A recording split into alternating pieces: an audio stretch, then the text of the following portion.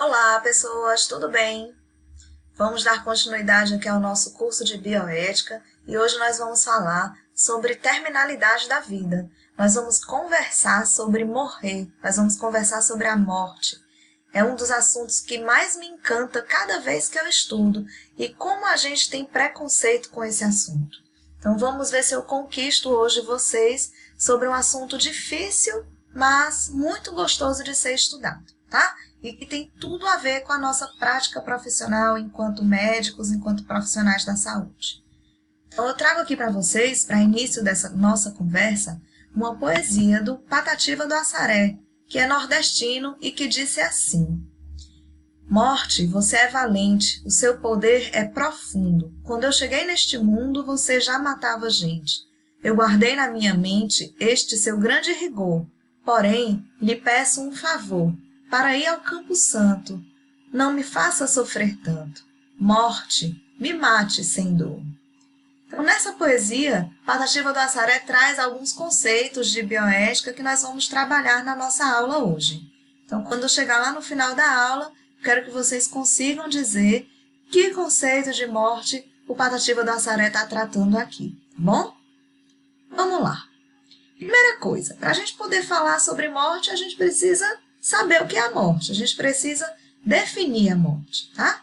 Então, morte é um processo irreversível de cessamento das atividades biológicas necessárias à caracterização e manutenção da vida em um sistema que era classificado como vivo.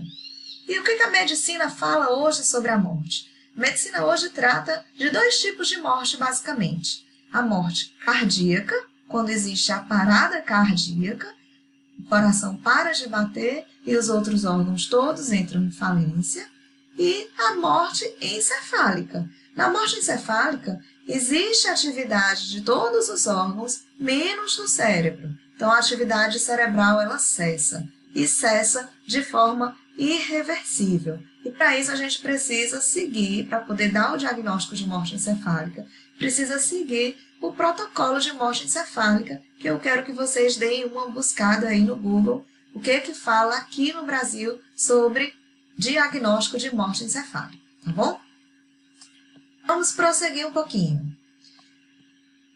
A medicina, ela avançou um bocado aí nos últimos séculos e trouxe para a gente algumas opções a mais para a gente poder lidar com as doenças crônicas. E muito pouco se trouxe de discussão sobre a terminalidade da vida, né? Nos últimos séculos a gente discutiu pouco, tem questão de 50 anos que a gente vem debatendo mais sobre a terminalidade da vida.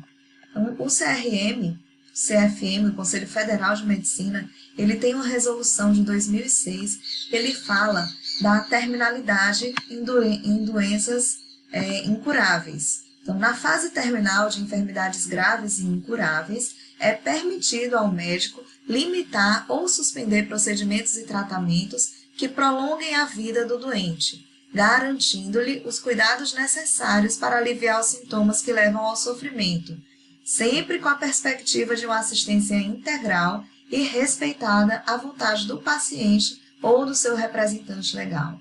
Por isso, gente, que é importante que a gente converse sobre a morte com os nossos familiares, que a gente converse sobre como é que você deseja o seu fim de vida.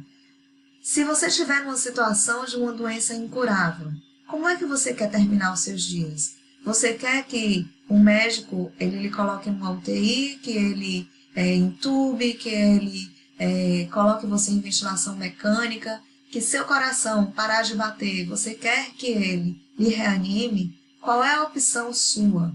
O que você, enquanto paciente, quer? Ou você vai deixar na mão de outra pessoa que pode fazer a vontade dela e não a sua? Então, é importante que você expresse esse seu desejo, porque da mesma forma que para a doação de órgãos é o representante legal que diz se você é ou não é doador, se ele vai ou não vai fazer a sua vontade enquanto doador, também no final de vida vai ser o seu representante legal que vai poder definir como vai se dar o seu processo de morrer, tá? Então, essa resolução, ela traz essa questão de oferecer cuidados de final de vida.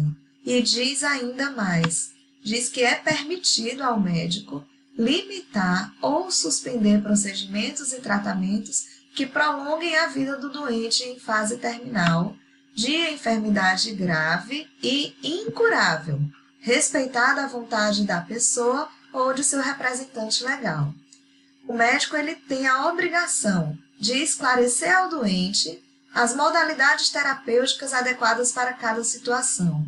O doente deve ter o direito de solicitar uma segunda opinião médica. E o médico tem também a obrigação de registrar no prontuário a conversa que teve com o paciente e quais foram as condutas que ele sugeriu para o tratamento desse doente. O doente ele vai continuar a receber todos os cuidados necessários para aliviar sintomas que levem ao sofrimento, sendo assegurada assistência integral, conforto físico, psíquico, social e espiritual. Inclusive, é dado ao paciente o direito de alta hospitalar. Tá? Então, o doente que está em terminalidade de vida, ele pode escolher, inclusive, ter alta médica, ter alta hospitalar e ter suspensos procedimentos e tratamentos que vão prolongar a sua vida. Bom, a gente vai já saber que conceito está por trás dessa resolução. O que foi que a gente fez ao longo desses séculos, principalmente desse 1940 para cá na medicina? A gente tornou possível que pessoas que tinham enfermidades que antes eram incuráveis, como, por exemplo, a doença renal crônica, o paciente que precisa de uma terapia de substituição renal, então tornou possível, através da máquina de hemodiálise, em 1943, que esses pacientes eles prolongassem a sua vida e com qualidade. Tá? Da mesma forma, o doente que em 1950 sofreu de insuficiência respiratória, seja ela por pneumonia, por exemplo, que não tinha um prognóstico bom, esse doente, com o advento do respirador artificial, esse doente pôde ter possibilidade de cura. Então, a medicina evoluiu e trouxe para a gente tecnologias que são capazes de propiciar a cura e de propiciar a melhora dos sintomas e devolver o doente para um convívio normal na sociedade, fazendo seus afazeres de forma normal. Vamos discutir, gente, agora sobre conceitos bioéticos sobre a morte, tá? Então, Thanatos é o nome grego, a raiz grega da morte. E ela vai estar em todas as 3 definições que nós vamos debater agora nessa aula. A primeira definição que a gente traz é a eutanásia. É o Thanatos, morte, e o eu, então boa morte. E o que é a eutanásia? Eutanásia é uma ação médica com o objetivo de abreviar a vida de alguém que sofre. Então, pode ser uma atitude ativa ou pode ser uma atitude passiva. E vai ter sempre em mente o papel principal de quem pratica a eutanásia é livrar aquele que está para morrer da condição insuportável que ele está passando. Tá? Então, é tirar o sofrimento daquela pessoa. Ela é ativa quando o médico atua diretamente na morte do paciente, quando existe a injeção letal, por exemplo. Ou ela é passiva, quando não se investe mais na manutenção da vida dessa pessoa. Uma situação é quando você desliga os aparelhos que sustentam a vida de determinado doente. Tá? Essa condição, gente, tem que ser rápida e sem dor. Então, a eutanásia ela não pode demorar e nem pode levar a mais sofrimento. Tem que ser rápido e sem dor. Professora, eutanásia é permitido no Brasil? De forma nenhuma. Eutanásia é crime no Brasil, da cadeia. Não sei se vocês lembram, mas a gente teve aí recentemente uma discussão com uma médica intensivista que foi acusada de praticar eutanásia. Ela foi absolvida no final e o que ela fazia era completamente diferente de eutanásia, mas correu o risco de ser julgada, sim, por praticar um crime e de ir para a cadeia por isso, tá? Então, eutanásia, boa morte, ela é crime no Brasil, certo? Segundo conceito que a gente vai trabalhar é o conceito de distanásia. Então, dis, afastar, thanatos, morte, afastar da morte. E o que é a distanásia? É a ação médica que prolonga a vida de alguém que sofre e esse alguém já não tem mais possibilidade de ser curado. E o médico está praticando uma obstinação terapêutica. Então, o médico ele está prolongando uma vida de alguém que sofre e que já não tem mais possibilidade de ser curado, de ser tratado daquela doença. Isso é moralmente correto? Isso é eticamente correto? Então, a pessoa que está executando a distanásia, ela quer a todo custo a cura, por meio de diagnósticos ou de procedimentos. Só que esses diagnósticos e procedimentos não serão capazes de modificar o prognóstico do paciente. Vejam aí se vocês já passaram ou conhecem alguma situação de alguém que teve sua vida prolongada e que não tinha mais possibilidade de cura.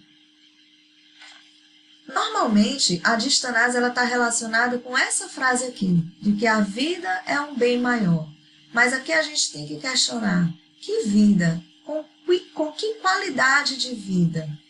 O médico algumas vezes se vê pressionado por familiares para poder prolongar um sofrimento e algumas vezes, tanto o familiar como o próprio profissional de saúde, ele é incapaz de lidar com a situação da morte. Ele se sente frustrado por não poder mudar aquela realidade. Falta uma legislação específica e atual sobre distanásia no nosso país e existe também envolvido todo um comércio médico para gerar lucro e manter a qualquer custo um paciente vivo, vivo entre aspas, vivo com qual qualidade de vida. O que diz o CFM sobre a distanásia? É vedado ao médico abreviar a vida do paciente, ainda que a pedido deste ou de seu representante legal. Porém, nos casos de doença incurável e terminal, deve o médico oferecer todos os cuidados paliativos disponíveis sem empreender ações diagnósticas ou terapêuticas inúteis, fúteis ou obstinadas, levando sempre em consideração a vontade do paciente ou de seu representante legal. Vamos avançar mais um pouquinho na discussão e vamos ver a ortotanásia, que vem lá do conceito de orto, correta, morte, thanatos, morte correta.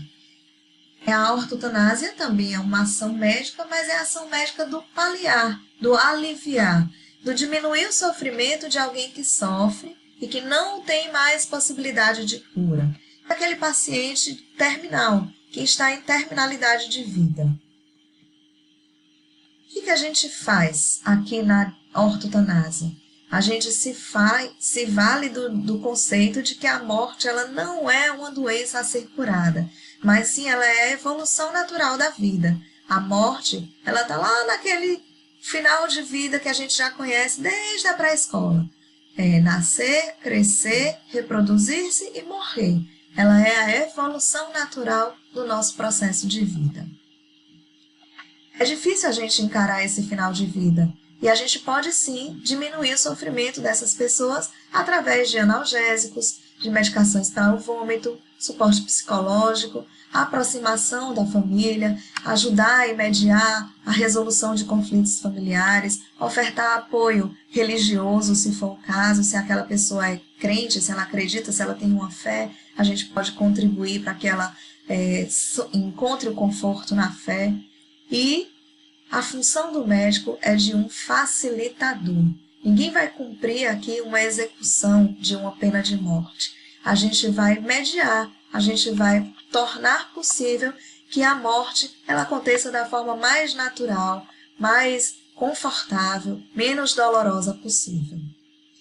Bom, gente, espero que a gente tenha feito uma boa discussão sobre esses conceitos iniciais e que na sala de aula a gente possa aprofundar mais sobre essa temática e colocar em prática todos esses conceitos que a gente encontrou até agora. Beijinho para todos. Valeu!